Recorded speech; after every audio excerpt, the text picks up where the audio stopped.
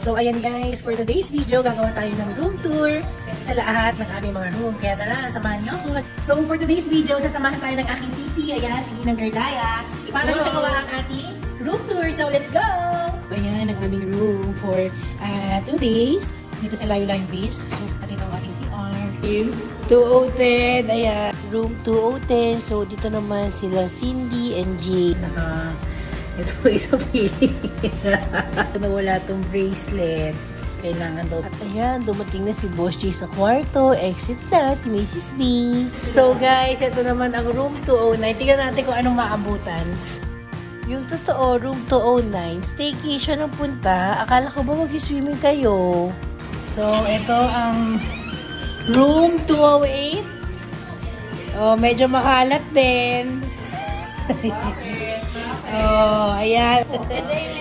After nga sa mga room namin, punta naman tayo sa room ng mga pinsan ko. So, hindi tayo ngayon sa room 201. Tingnan natin kung may magbubukas. Room tour!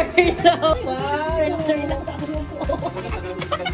So, ayan ang kanilang room, guys. Oh, ang ganda ng room nila. Isang room pa lang yan. Marami pa tayo room sa pupuntahan. Okay. Marami pa itong rooms. So, pupuntahan natin sila.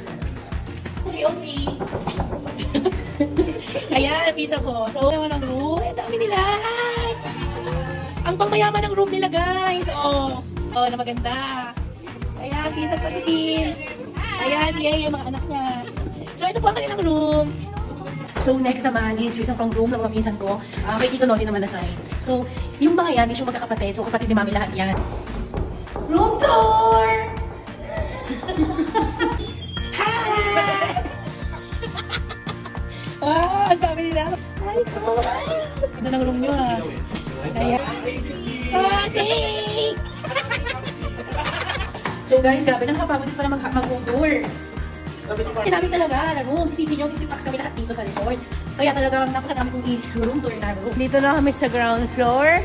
May isa pa kaming room. Dito palang room ni Tito Bibit and Tito Suset. Dahil senior na, dito sila sa ground. Thank you pala Tito Bibit and sa aking mga tita dahil may pabakasyon kami ganito.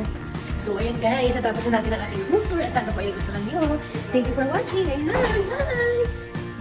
hi! Yes! So ayan guys, at-freshen up tayo at bababa na tayo doon sa aming hall. So ayan ang aking outfit guys. So hindi matuloy-tuloy dyan kasi ilapos ko na. It's